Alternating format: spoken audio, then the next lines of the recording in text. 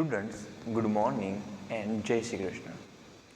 हमने अभी तक जो टेंसेस थे वो पढ़े। अब उसके बाद हमें आगे जाके इंट्रोगेटिव सेंटेंस और उसी सेंटेंस का नेगेटिव सेंटेंस कैसे बनाना है वो हम देखने वाले हैं। यहाँ पे मैं शॉर्ट ट्रिक के अंदर भी बताने वाला हूँ कि हम नेगेटिव सेंटेंस को आराम से कैसे बना सकते हैं और नेगेटिव सेंटेंस भी कैसे बना सकते हैं। पहली बात कि हमने जो टेंस का टेबल किया था ना वो आपको आना चाहिए। नंबर 2, टेंस के टेबल के अंदर हमने डू डज डिड के बारे में बताया नहीं था, वो अब इंट्रोगेटिव सेंटेंस और नेगेटिव सेंटेंस में बताएंगे। यहाँ पे पहले मैं एक बात लिखता हूँ, वो मेरे साथ आप रिपीट करना क्योंकि वो इम्पोर्टेंट है। जो वीडियो लेक्चर पूरा चलेगा इसमें मैं 10 से 12 बार तो मिनिमम वो वर्ड बोलने वाला हूँ, तो उसके ऊपर ध्यान रखना। मैं बोलता हूँ, मेरे साथ आप कर सकते हो। am, is, are, and, was, were, have, has and have, has and had। उसके बाद shall and will और उसके बाद मॉडल्स। क्या है? मॉडल्स। अब ये क्या है? अगर कोई भी सेंटेंस आपको कोई भी टेंस का दिया हुआ है तो आपको am is are, was were, have has had and shall will के बाद मॉडल्स यानी कि can, could, may, might, should, would and must, ought to आता है, had to आता है, have to आता है, ये सभी हमारे मॉडल्स है। हमें जब भी हमें लगे कि नकार वाक्य नेगेटिव सेंटेंस बनाना है तो आपको सिर्फ am is are, was were, have has had, shall will और मॉडल्स के बाद सिर्फ नॉट लिखना है, वाक्य नकार बन जाएगा। आपको क्या करना है, इसी वर्ड के बाद सिर्फ नॉट लिखना है, आपका वाक्य नकार बन जाएगा। चलो हम पहले से सीखते हैं with example and with the tricks. Okay, number 1, एक सेंटेंस लिखता हूँ आपको कि एक सेंटेंस है यू आर वॉचिंग। अच्छा, यू मेड माई डे। एक दूसरा सेंटेंस है, पहले में हम लास्ट में आएंगे। You are watching TV. Number 3 है have you ever been driving a car. Number 4 पे लिखता हूँ दे प्लेड देयर गेम्स। और उसके बाद एक 5th सेंटेंस है, उसके अंदर हम ही लिखते हैं, ही प्लेज हीज गेम। अब ये सेंटेंस जो लिखे हुए हैं उस सेंटेंस का हमें सोच समझ के आंसर देना है। नंबर 2 से शुरू करते हैं। 2, 3, 4 पहले, 2, 3 पहले लेंगे, बाद में हम आगे जाएंगे कि क्यों हमने वो 3 सेंटेंस अभी रखे हैं। चलो पहले दूसरा वाक्य, you are watching TV. You are watching TV, इसका नेगेटिव सेंटेंस कैसे बनाएंगे? तो मैंने कहा कि am is are was were have has had shall will और मॉडल्स के बाद में सिर्फ आपको क्या करना है, तो सिर्फ आपको नॉट रखना है। यानी कि अगर मैं कहूँ कि यू आर वॉचिंग टीवी, इसका नकार वाक्य क्या होगा?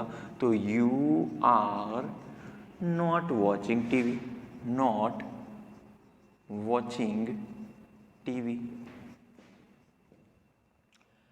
इसका इंट्रोगेटिव सेंटेंस यानी प्रश्नार्थ वाक्य क्या होगा, तो आपको ये पता होना चाहिए। अब इंट्रोगेटिव सेंटेंस भी इम्पोर्टेंट है उतना ही, क्योंकि ज़्यादातर क्वेश्चन आपके क्वेश्चन पेपर में होंगे, वो क्वेश्चन होंगे और क्वेश्चन मार्क पीछे होता है, तो उसी सेंटेंस को हम इंट्रोगेटिव सेंटेंस कहते हैं। Am is are, was were, have has had, shall will को प्यार से उठा के आगे रखना है। क्या करना है? प्यार से उठा के आगे रखना है और कोई भी चेंजेस नहीं करने हैं पहले।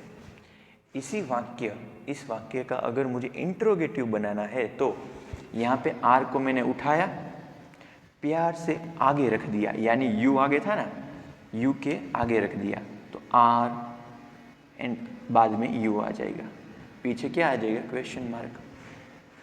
हो गया ना सेंटेंस, क्या हो गया, ये हमारा इंट्रोगेटिव सेंटेंस। कुछ भी नहीं करना है, सिर्फ am is are, was were, have, has, had और शेल, विल और मॉडल्स को प्यार से उठा के आगे रख देना है। नंबर 3, अगर ये तो हमारा प्रश्नार्थ वाक्य दिया हुआ है, हाँ दिया हुआ है, तो क्या करें, तो कोई बात नहीं, am is are, was were, have, has, had, shall, will को प्यार से उठा के आगे रख दो तो पॉजिटिव वाक्य, हकार वाक्य हो गया। तो लिखते हैं हम, you have ever been driving a car.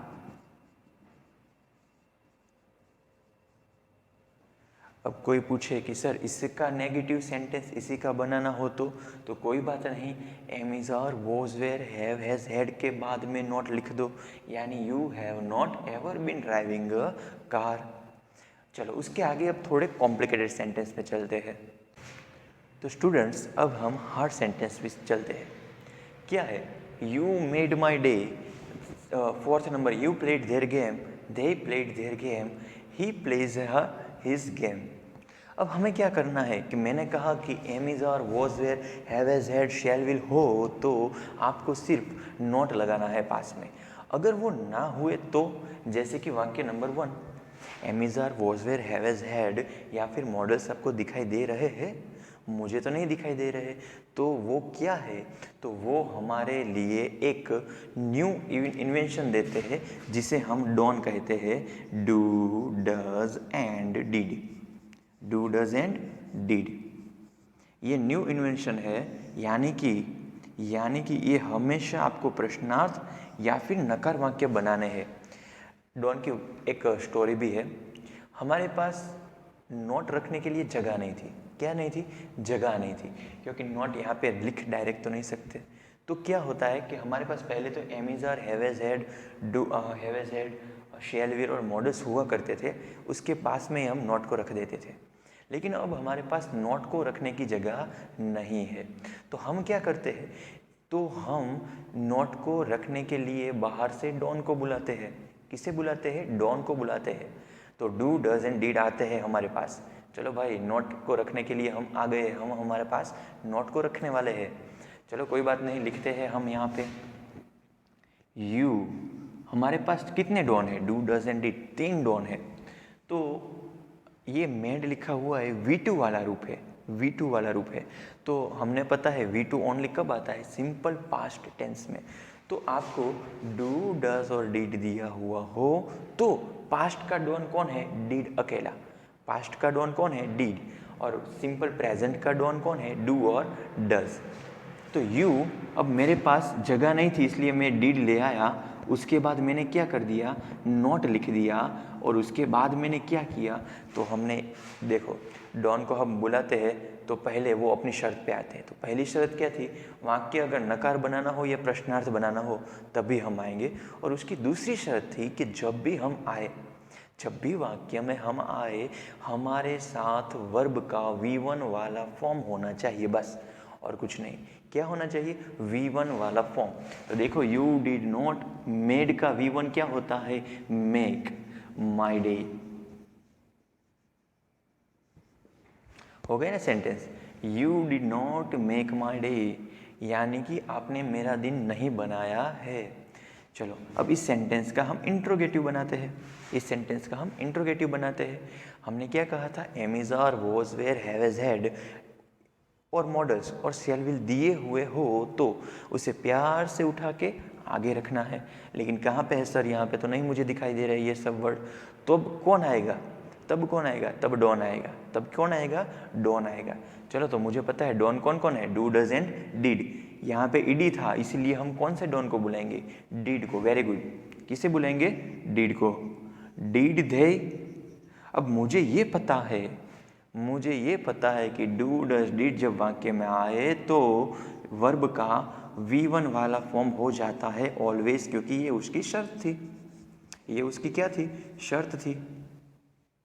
Next, he plays his game. अच्छा यहाँ पे थोड़ा सा सोचना पड़ेगा, हमें थोड़ा सा सोचना पड़ेगा। एस दिया हुआ है मतलब कि ये सिंपल प्रेजेंट टेंस है।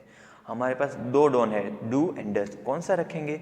तो अगर यहाँ पे एस दिया हुआ है तो डज लिखना है, शॉर्टकट ही है, सब शॉर्टकट में ही याद रखो, वरना तो फर्स्ट पर्सन हो तो डज रखना है, फर्स्ट पर्सन हो तो डू लिखना है, थर्ड पर्सन हो तो डज लिखना है, थर्ड पर्सन अगर प्लूरल हो तो फिर डू लिखना है, सेकंड पर्सन हो तो ये लिखना है। ये सब निकाल दो माइंड में से। अब जैसे जैसे तुम आगे जाओगे आपको ज़्यादा प्रैक्टिस करनी है, शॉर्टकट बनाने है कि कैसे जल्दी से हम सॉल्व कर सके। अगर यहाँ पे ही है तो वर्क का एस वाला ही फॉर्म आएगा, अगर ही शी और इट है तो डज ही आएगा, अगर ही शी ईट दिया हुआ है तो डज ही आएगा। तो यहाँ पे ही है तो ही के साथ कौन आएगा? नॉट रखने के लिए डॉन को डज ही डॉन आएगा, ही डज। अब नॉट की जगह हो गई यस, और डज आएगा तो वर्ब का कैसा फॉर्म होगा? तो वर्ब का V1 वाला ही फॉर्म होगा। हो गया सॉल्व। क्या है इसमें? हार्ड कुछ नहीं है, जितना आप इंग्लिश को हार्ड बनाओगे उतना वो बनता जाएगा। चलो अब मैं एक सेंटेंस लिखता हूँ कि इसका यूज़ कैसे होता है। तो नंबर 6 है, आपने देखा होगा whom did you call। एक क्वेश्चन दिया हुआ है, आपने किसको फ़ोन लगाया था? whom did you call। अब इसका जब आंसर लिखोगे तो मुझे ये बताना कि इसका आंसर आप हकार में लिखोगे या नकार में। आपने किसको फ़ोन किया? तो मैंने आपको फ़ोन किया। ओके, मैंने आपको फ़ोन किया। वाक्य कैसा हो गया? तो वाक्य तो सर पॉजिटिव हो गया। तो हमें ये पता है कि आंसर में लिखना हो तो अगर वाक्य नकार हो तो डू डज डिड आएंगे, प्रश्नार्थ हो तो डू डज डिड आएंगे। लेकिन अगर वाक्य हकार बन रहा है, वाक्य अगर हकार यानी पॉजिटिव वाक्य बन रहा है तो डू डज डिड कभी नहीं आने वाले। तो चलो लिखता हूँ मैं आंसर आई। अब डिड क्या होगा? निकल जाएगा। अब यहाँ पे सुनना, अगर डिड निकल गया तो मुझे पता है कि कॉल का V1 V2 वाला फॉर्म आएगा, आई कॉल्ड यू। अब ये नहीं समझ आया? नहीं समझ आया ना कि ये क्या हो गया? तो अब सुनना, यहाँ पे डिड है तो यहाँ पे मैक है, जैसे ही डिड गया यहाँ पे V2 हो गया, जैसे ही डॉन चले गए हम V2 हो गए। जैसे ही यहाँ पे मैंने देखा डिड है तो यहाँ पे डिड है तो यहाँ पे V1 है, लेकिन जैसे ही डिड का चला गया यहाँ से आप उल्टे जाओ, इस वाक्य का ये कन्वर्ट करना है हमें, इस वाक्य का ये कन्वर्ट करना है हमें। तो क्या हुआ कि अगर डिड यहाँ से चला गया तो फिर प्ले का क्या लिखना होगा? V2 वाला फॉर्म, ईडी वाला फॉर्म। यहाँ पे डज है, यहाँ पे डज है, लेकिन हकार वाक्य पॉजिटिव वाक्य बनाएंगे तो डज निकल जाएगा। जैसे ही डज निकल गया हमारे प्ले में से क्या हो गया? प्लेज। यहाँ भी सेम है। अब यहाँ पे मैं ऐसा लिखा है, अगर डिड निकल गया तो क्या होगा? V2 वाला फॉर्म आएगा। अब सर इसकी भी शॉर्टकट कोई दे दो ना। तो शॉर्टकट ये है कि अगर डिड हो तो V1, अगर डिड ना हो तो V2। अगर डिड है तो V1, अगर डिड निकल जाए तो V2। Okay. Number 2, he she और इट के साथ डज ही आएगा। ही शी इट के साथ क्या आएगा? डज ही आने वाला है। लेकिन जैसे ही डज निकल गया उसका एस किससे लग जाएगा? वर्ब को। जैसे ही डज निकल जाएगा एस किसको लगेगा? वर्ब को। किसी ने सोचा होगा डू क्यों नहीं आया? आई नो, मुझे पता है। तो हम इसका क्या लिखेंगे? I do not know. अब ये क्या हुआ? आई नो, इसका नकार वाक्य डू क्यों लिखा गया? क्योंकि हमें पता है ही शी और इट होगा तो भी डज आएगा, उसके अलावा सभी जगह पे क्या आने वाला है? तो आने वाला है डू। अगर यहाँ से डू निकल गया, यहाँ से डू निकल गया तो यहाँ पे कोई चेंज होता है? देखो तो आप, कोई भी चेंज नहीं होता, क्योंकि डू निकले हो या ना हो वर्ब का तो V1 वाला फॉर्म रहेगा, लेकिन डू निकले तब भी वर्ब में कोई चेंजेस होता नहीं। चेंजेस कब होता है? जब डज निकले तो उसका एस वर्ब को दे देना, डी निकले तो उसका ईडी वाला फॉर्म यानी V2 वाला फॉर्म वर्ब को दे देना। अगर वो आए, जैसे प्लेड है उसके अंदर डिड आया आंसर में, तो V1 वाला फॉर्म कन्वर्ट करना है। शॉर्ट में याद रखो, डू डज डिड कब आने वाले हैं? नकार वाक्य या फिर प्रश्नार्थ वाक्य में। नंबर 2, जब भी डॉन आए तभी याद रखना है कि जब भी डू डज डिड आए वाक्य का V1 वाला फॉर्म आएगा।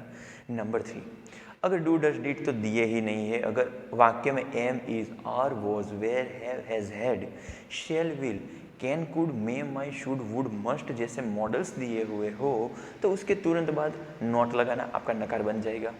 अगर आपको am is are was were have has had shall will और can could may might should would जैसे वर्ड दिए हैं उसे प्यार से उठा के आगे ले जाओ तो आपका क्या बन जाएगा, इंट्रोगेटिव सेंटेंस बन जाएगा। तो इजी है सेंटेंस बनाना, इजी है, जस्ट आप उसे हार्ड बनाते हैं, इसीलिए इंग्लिश कैसा बन जाता है, हार्ड बन जाता है। तो स्टूडेंट्स अब हम जो सेंटेंस दिए गए हैं उसके नेगेटिव करने के लिए प्रयत्न करेंगे, यानी कि यहाँ पे थोड़े से चेंजेस किए गए हैं। हमने जो यहाँ पे डू डज डिड वाले एग्जाम्पल है ज़्यादा लिए हैं। सेंटेंस हम देखते हैं तो आरती डायरेक्ट अ प्ले, मैंने सिर्फ यहाँ पे टेंस पहले पढ़ते हैं हम कि कौन सा टेंस होता है। सर हमारे पास जो क्रिया डायरेक्ट करने की क्रिया होती है, डायरेक्शन हम कहते हैं ना, मूवी डायरेक्ट होती है, मूवी डायरेक्शन करते हैं, तो डायरेक्ट की क्रिया होती है, उसके साथ एस और ई एस लगा हुआ है, यानी कि ये सिंपल प्रेजेंट टेंस है। लेकिन यहाँ पे मेरा क्वेश्चन ये है कि उसका नेगेटिव सेंटेंस कैसे बनेगा, इंट्रोगेटिव कैसे बनेगा। तो उसके लिए सर हमें चाहिए am is are was were have has had and shall will के साथ और मॉडल्स भी हो तो चलेगा। उसके तुरंत बाद आपको नोट रखना है, लेकिन मुझे ये बताना कि क्या इसके अंदर आपको दिखाई दे रहा है am is are was were have has had shall will, नहीं दिखाई दे रहा, नहीं है, इसीलिए हमें क्या रखना पड़ेगा, तो नहीं है इसीलिए हम डू डज या फिर डिड का यूज करेंगे। तो आरती मैं या डू लिखूँ या फिर डज लिखूँ, दोनों में से एक ही लिखूँगा मैं। तो मुझे ये बताना आरती शी में आती है, तो शी ही शी इट के साथ क्या आएगा, एस ई एस वाला रूप आएगा, यानी डज। अब नॉट की जगह हो गई ना आपके लिए, नॉट डायरेक्ट अप्लाई।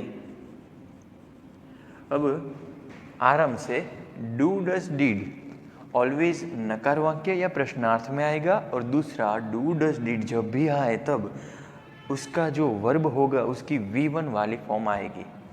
चलो नंबर 9th नंबर हम ट्राई करते हैं, answer number 9th। Simran bot a ring. आपको पता है बॉट का मतलब क्या होता है। अब देखो आप ये सोचना कि बॉट दिया हुआ है ये V1 है या V2 है। तो अगर सर ये V1 होता, सिंपल प्रेजेंट टेंस होता अगर ये, तो सिमरन के साथ SIES होता, सिंपल प्रेजेंट टेंस होता तो SES होता, क्योंकि ये ही शीट में आती है। तो यहाँ पे नहीं है इसीलिए बी प्रेजेंट पास्ट टेंस है, और दूसरा ये बॉट V2 वाला रूप है। ये देख के भी आप पता लगा सकते हैं कि ये सेंटेंस सिंपल पास्ट टेंस का है। तो सिंपल पास्ट टेंस का डॉन कौन है, डिड है। तो हम यहाँ पे क्या लिखेंगे, तो सिमरन डिड। अब नॉट की जगह हो गई आपके पास नॉट। अब मुझे ये बता है कि डू डज डिड के साथ वर्ब का V1 फॉर्म आएगा buy a ring. Simran did not buy a ring, Simran ने रिंग नहीं खरीदी थी। नंबर 10, अब इसका मुझे कोई इंट्रोगेटिव सेंटेंस बना के देना। इंट्रोगेटिव, अब आपको पता है am is are was were have has had shall will को प्यार से उठा के आगे रखना है। Will the principal announce the result. Number 11, अब मुझे यहाँ पे बताना 11th और 12th में एक सेंटेंस में भूल है।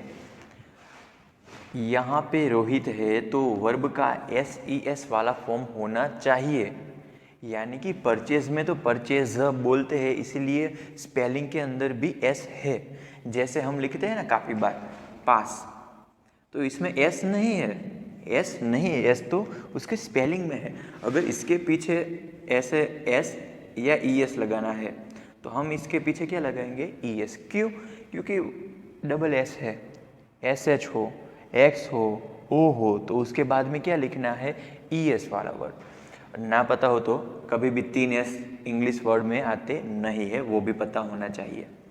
तो परचेज लिखा है वो स्पेलिंग में है। अब मुझे इसका अगर नेगेटिव बनाना है तो रोहित, अब क्या आएगा, डज, क्योंकि यहाँ पे SES सेंटेंस में भूल थी। किस में थी? सेंटेंस में भूल थी। Does not purchase a chess, chess खरीदी नहीं है। अब मुझे ये बताना इस सेंटेंस का हम इंट्रोगेटिव कैसे बनाएंगे। तो am is are, was were, have is had, do does did. तो डू डज डिड का हम यूज करेंगे, ही है इसलिए क्या रखेंगे? Does he play.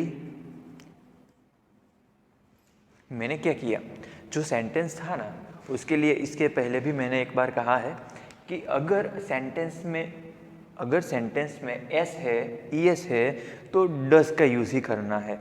ओके, देखो डज, क्योंकि यहाँ पे एस था, यहाँ पे डायरेक्ट इसलिए यहाँ पे डज, यहाँ पे हमने देखा परचेज इसीलिए डज।